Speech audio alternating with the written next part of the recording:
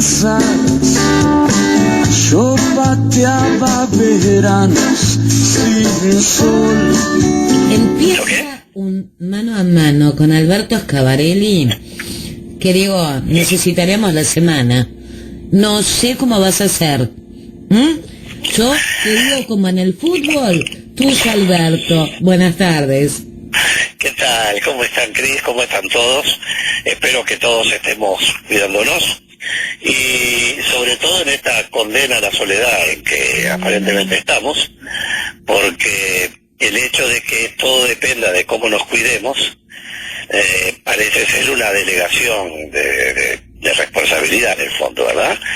Es decir, uno debe siempre preguntarse, porque para el mismo fenómeno, sobre todo los que hemos estado mucho en lo multilateral, etcétera, y aún estamos de algún modo, siempre es riquísima la importancia y muy importante la experiencia de lo que están viviendo otros, y sobre todo si los otros lo vivieron antes que nosotros. Una de las grandes ventajas, que están explicadas de mil modos, que no necesariamente por la responsabilidad individual, por mil modos de explicación científica sobre la curva achatada de los primeros meses de Uruguay, fue que nos dio tiempo a que la primera ola llegara recién ahora. Por lo tanto, teníamos todo en la mano, primero para traer 2 o 3 técnicos del exterior, para que ayudaran a nuestro comité científico, por más que está toda la intercomunicación. Pero bueno, hay cosas que tienen que estar intercomunicadas y tienen que venir la gente que ha vivido el drama de lo que ha vivido, ¿no? De tener menos respiradores que cantidad de enfermos, mandarlos a su casa, las imágenes de Nueva York, con la gente muriendo en su casa. Primero los respiradores que no alcanzaban, los que quedaban excluidos, que quedaban internados en su casa, y después aquellas imágenes de los camiones pasando por los barrios, por las calles de Nueva York, estivando los cajones con los muertos. Fue un drama que yo no sé cómo podemos olvidar esas cosas. Bueno, pero a lo que voy en definitiva es que en esta situación que hay que mirar lo que está pasando, si uno dice París, y París dispone que París, desde las 9 de la noche a las 5 de la mañana, incluso durante la fiesta, fin de año, Nochebuena, todas las que quieran, está prohibido andar por la calle. No es porque los parisienses o parisinos sean menos amantes de la libertad que nosotros, creo que eso ya lo demostraron antes. Digo, esto no se puede resolver por el lado del amor a la libertad ni de los criterios de este tipo. Esto es una emergencia sanitaria que es como si fuera un país que está bajo ataque. No es un tema a ver cómo hago con los refugios subterráneos contra las bombas y no hacer obligatorio que la gente vaya al refugio. Esto no funciona de ese modo. Y bueno, hoy estamos asistiendo, se ha trascendido, se acepte o no se acepte, pero debe ser el único país del mundo donde el ministro de Salud Pública no tiene el rol de conducción, con el presidente sentado al lado asintiendo lo que dice el ministro de Salud Pública, y lo tenga los ministros que no tienen nada que ver con esto, o el rol del secretario de la presidencia, que le han tirado un fardo gigantesco hasta de comprar la vacuna. Digo, no, pensemos que el secretario de la presidencia hace muy pocos meses atrás era un legislador, y hoy tiene que enfrentarse a temas que están fuera totalmente de su oficio y que requiere tener gente de una enorme idoneidad. El propio comité científico sale a hacer una conferencia de prensa que todos vimos y plantea la dureza de este asunto, y nos dice que para fin de año estamos ya en categoría roja, ¿sí? Que van a empezar a hacer fallas muy fuertes y que desde noviembre está perdida la trazabilidad de los contagios. Y estamos todos tan felices, digo, están hablando de 1.200 casos por día, tenemos 780 CTI, pongamos que vamos a tener algunos más con los respiradores que por suerte fueron estableciéndose, pero están hablando de ciento y algo de gente, de personas de CTI en las próximas semanas. Lo dice el grupo científico, no lo dice uno. 120 personas, cuando lleguen a los 1.200. 1.200 contagiados, y hablan la proporción suficiente para lo que pasa el CTI con los contagiados, siempre y cuando no venga la variable esta inglesa, que crucemos los dedos que no venga nadie de por allá. Pero a lo que voy es que después que uno escucha todo eso, Cris, luego viene aquella conferencia de prensa donde uno dice, bueno, ahora sí que acá. Y bueno, y nos salen hablando, como dije el otro día, de las convicciones. Yo, la verdad que lo último que me importa en este momento es cuál es la convicción del presidente, con todo respeto. Porque no es el presidente el que tiene que tener la convicción. Cuando un juez falla por convicción, la convicción está arreglada. Hay normas que rigen la toma de decisión por convicción, que son muy pocas, entonces, que son muy importantes. Ahora, ¿cuál es la convicción si el ministro de Salud Pública se dice por el propio Manini que quiere medidas, senador Manini quiere medidas más restrictivas, de menor circulación de gente? Si el comité científico va en la misma dirección y luego salimos en este tema con todo un planteamiento en el que en definitiva es cambiamos el autocuidado por la burbuja, bueno, esto significa que las cosas están fallando en algún lado. Esto no puede ser entendido de esta manera. Y aquí a nosotros nos preocupa enormemente cuál va a ser el destino, en definitiva, de los centros de atención que nos están dando abasto en algún futuro y estemos viviendo el drama que han vivido otros países en este tema, ¿no?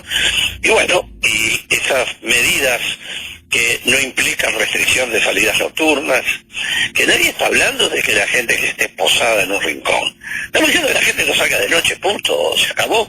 Estamos en medio de una situación de vida o muerte, ¿no? Ya ni siquiera hay un límite de edades, ¿no?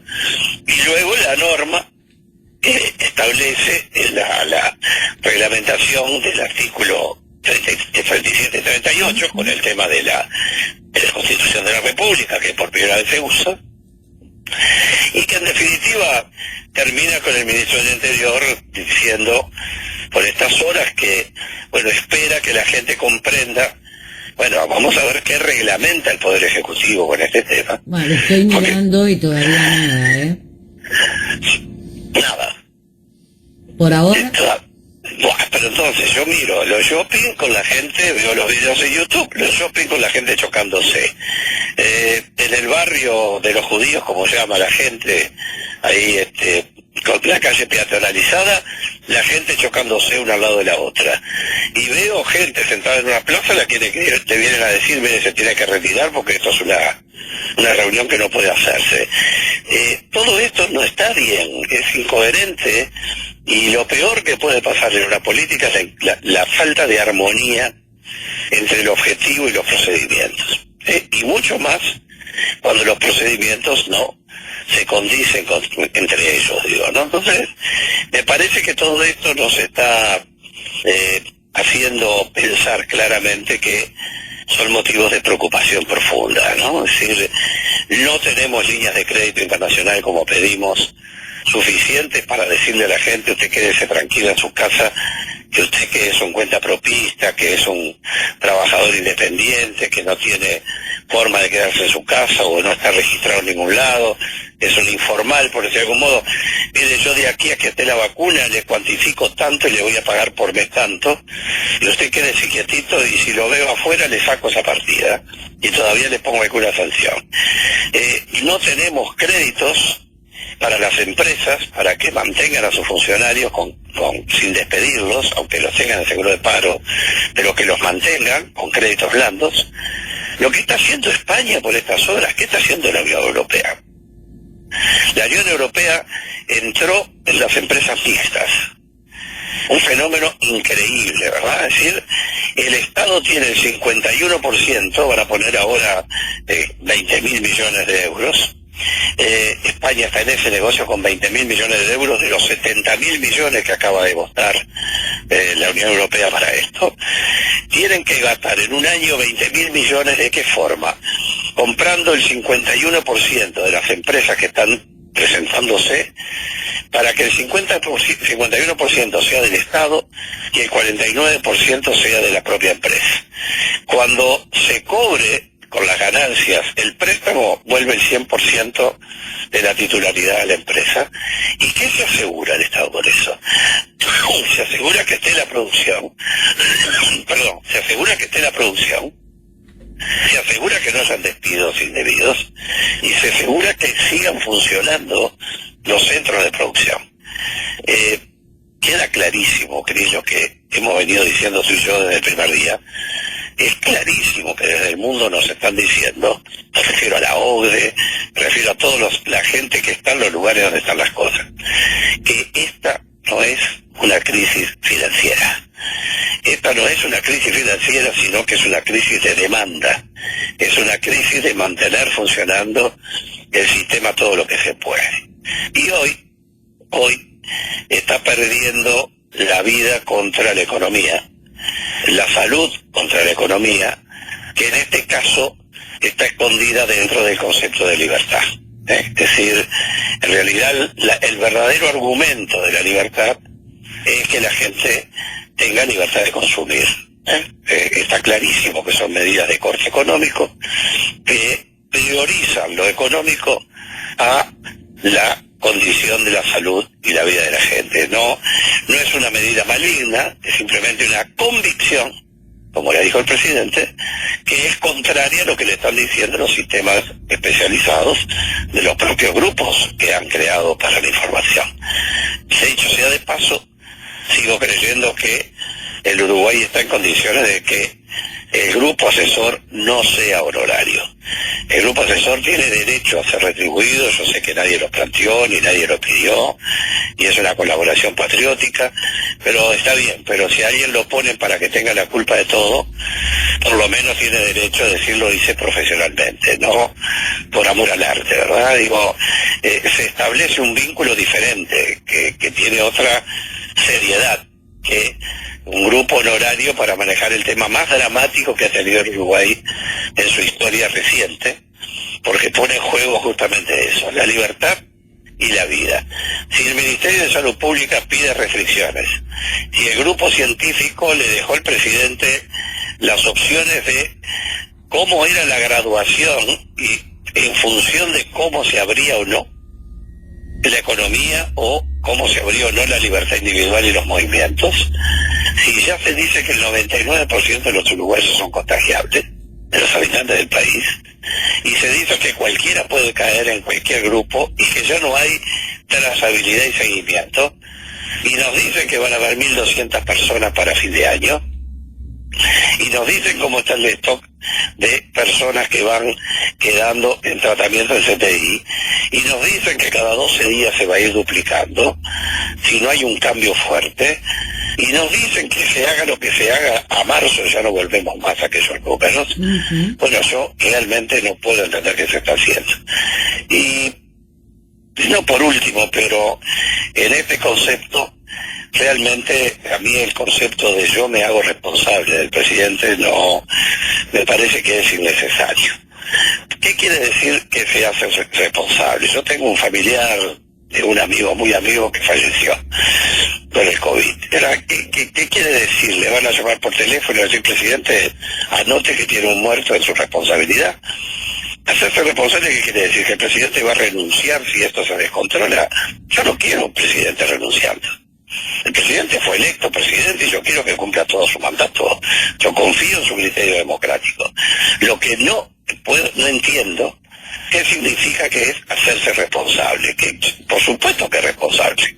El presidente de la República es responsable de todo lo que pasa en la gestión de gobierno, pero no puede ser responsable y el ministro de Salud Pública decir, cuando habla el presidente los ministros se callan. No, ministro, no. Pues en un Estado democrático un ministro no se calla nunca. Si lo que el presidente dice es contrario a lo que el ministro hace y dice, o pide una reunión del Consejo de Ministros para que se vote o renuncia, pero no se calla cuando piensa distinto, y sobre todo si es el ministerio competente, porque constitucionalmente el gobierno no puede adoptar una sola medida sanitaria sin la firma del Ministerio de Salud Pública. Ahora, ¿no será en realidad una ironía de Salinas porque se lo dijeron a él? Si el presidente calla, si el presidente habla, ¿el ministro se calla? Lo sería si Manini no estuviera diciendo, el senador Manini, con todo lo que significa cuando habla de estas cosas, que su ministro quisiera medidas más drásticas. Si el senador Manini no hubiera dicho eso a los medios, yo podía entender que se trataba de otra cosa. Pero si uno asocia con que el senador que que es el líder del partido donde el ministro está allí con esa cuota política. El senador dice, el ministro él desearía medidas más restrictivas de la circulación. Y cuando le preguntan al ministro, el ministro dice, cuando habla el presidente, el ministro se calla. Y cuando hay conferencias de prensa, el ministro de Salud Pública no aparece. Y está sentado en primera fila, no en el lugar donde hay que hablar. En una palabra, cuando hablan los presidentes de estos temas y miren imágenes de otros países, está el ministro de Salud Pública que informa y el presidente que comenta. Es decir, este tema de un ministro que no está en el escenario, y anoche escuchamos al ministro del Interior y al ministro de Defensa, explicando lo que ya sabemos y que el problema sabemos que no está solo ahí. Es verdad, el Río Grande do Sul, ahí nomás en la frontera, Pelotas, toda esa zona, están ya con bandera negra de contagios.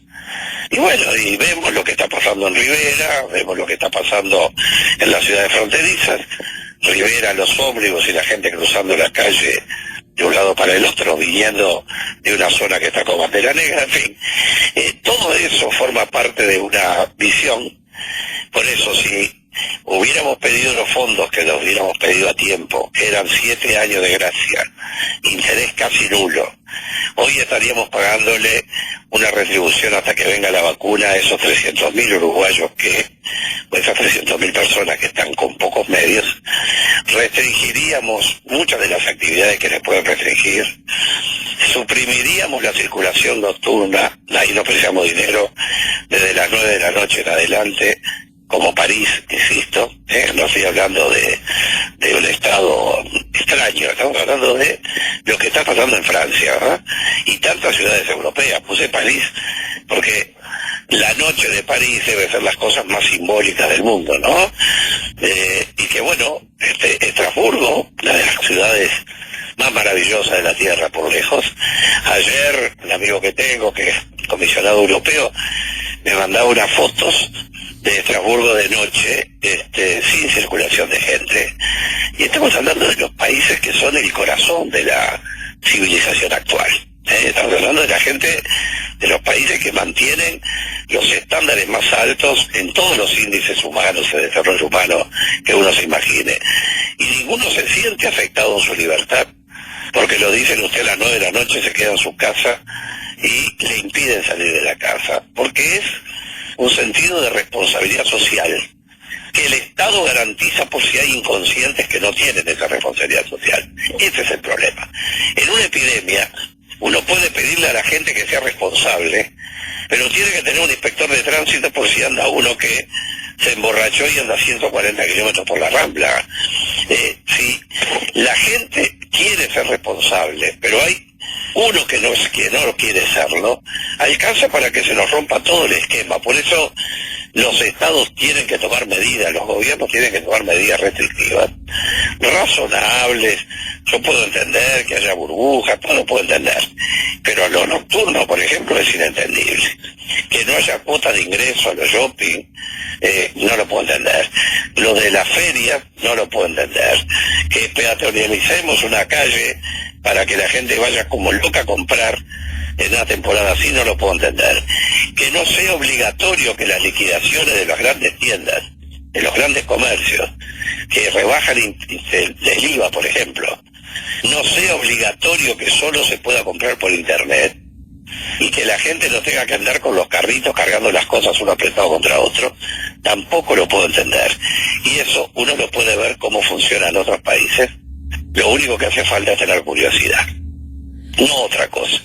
Como ves, estoy realmente preocupado, quizás con una pequeña pizca de indignación, porque cuando no se hace lo que se puede, realmente es doloroso, sobre todo cuando esto se va a terminar traduciendo, como ya van, en muertos, en internados.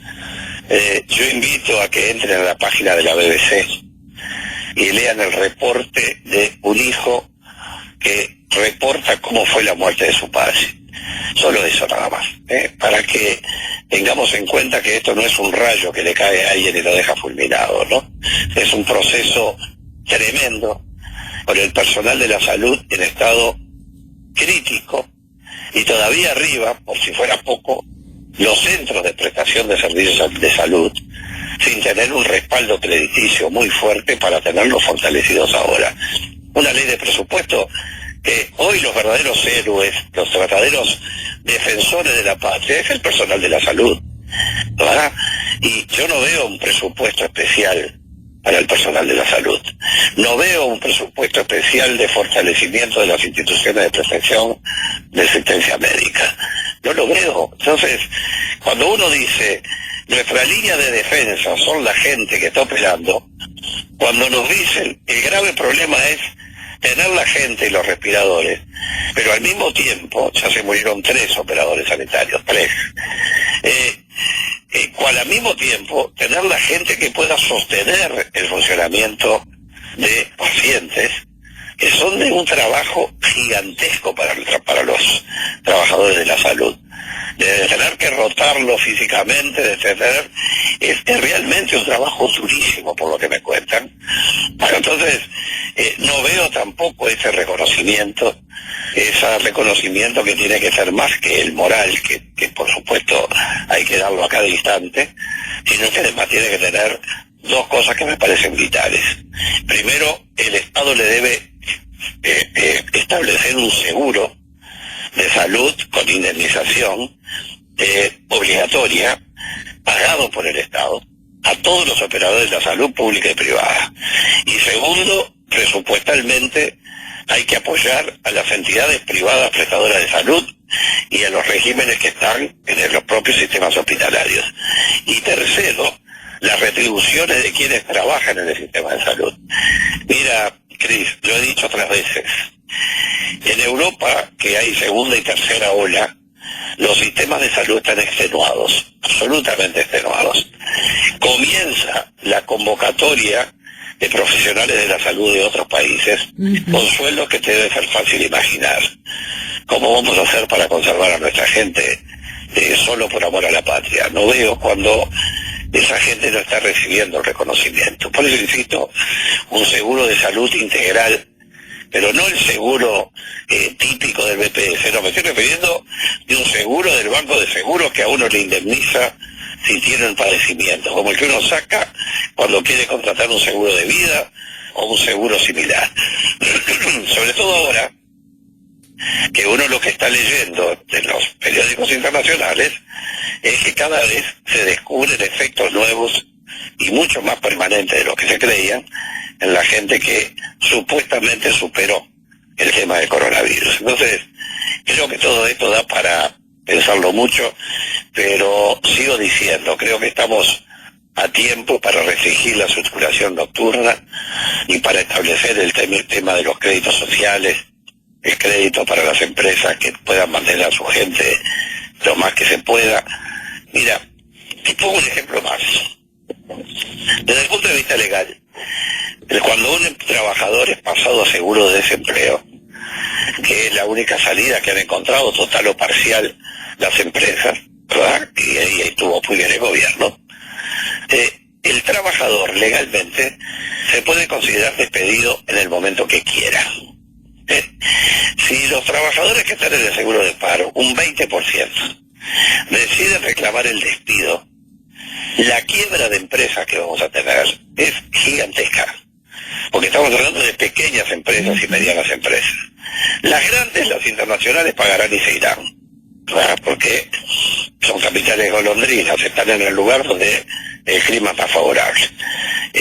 Todo esto es un combo gigantesco, que las variables son enormes y por eso tenemos poco espacio para no tener determinaciones claras. Yo quiero un gobierno con el ministro de Salud Pública a la vista y hablando lo que tiene que decir, no diciendo que se habla el presidente, el ministro calla, no diciendo no, lo que dijo el presidente es exactamente lo que yo pienso. Eso es lo que yo preciso hoy para mi tranquilidad. Preciso que el comité científico diga las medidas que tomó el presidente y el Poder Ejecutivo son perfectas y adecuadas a lo que nosotros necesitamos. No que le di una gama de posibilidades y bueno, ahora el presidente decide. No. Porque la gama de posibilidades en estadística y en cualquier estadística de crisis, de temas críticos, es si abro tanto, la consecuencia es tal. Si abro menos, la consecuencia es menos. Bueno, yo quiero saber cuál de todas es la que se ha optado. Y esta sí, por último, de verdad, que no funcionara en el acto, hasta por iniciativa del gobierno, que no solo no la tuvo, sino que además la bloquea, una comisión parlamentaria de seguimiento del tema COVID, habla en forma penosa del sistema parlamentario uruguayo. Lo digo con dolor porque está lleno de secciones de parlamentarios formidables, pero como poder que representa a la gente, que no es una comisión de seguimiento de una enfermedad que está matando a los uruguayos, que los está enfermando a los uruguayos, digo a todo el mundo, que está creciendo, y que un parlamentario tenga la misma noticia que tiene alguien de un diario, y que digan que no porque el gobierno entiende que no, como todavía no tenemos número de COVID. O menos. Pero es que es así, o menos. Lo que se le dice al periodista muchas veces, no se entera el senador de la oposición. Claro. Entonces, por eso digo, yo creo que hay cosas que yo no entendí bien. En realidad, la idea de la comisión, la bicameral, la planteé contigo mismo y en varios medios hace bastante tiempo, desde el comienzo, porque se crean comisiones de investigación para cualquier cosa, ¿no? Hay listas infinitas. Y ahí las opciones son tres. Una comisión bicameral específica para el COVID, una comisión de una de las cámaras o de las dos que funcionen por separado, o la especialización de las comisiones de salud en este tema concreto. Pero lo que es necesario es que se presente el comité científico y hagan actas reservadas. Si hay algo que no se puede decir, que quede documentado ahora para cuando se pueda saber, porque si no, ¿cómo vamos a medir quién es responsable y cómo hacer cargo a alguien? Actas reservadas, si se quiere, que allí vaya el comité científico y explique, que se convoquen a las cátedras de la universidad, de las universidades, que se invite a algún extranjero que venga a dar la opinión de lo que está pasando en su país. Cris, el drama llega a lo multilateral. No ha habido una reunión por Zoom que yo conozca de los ministros de Salud Pública de la región. No,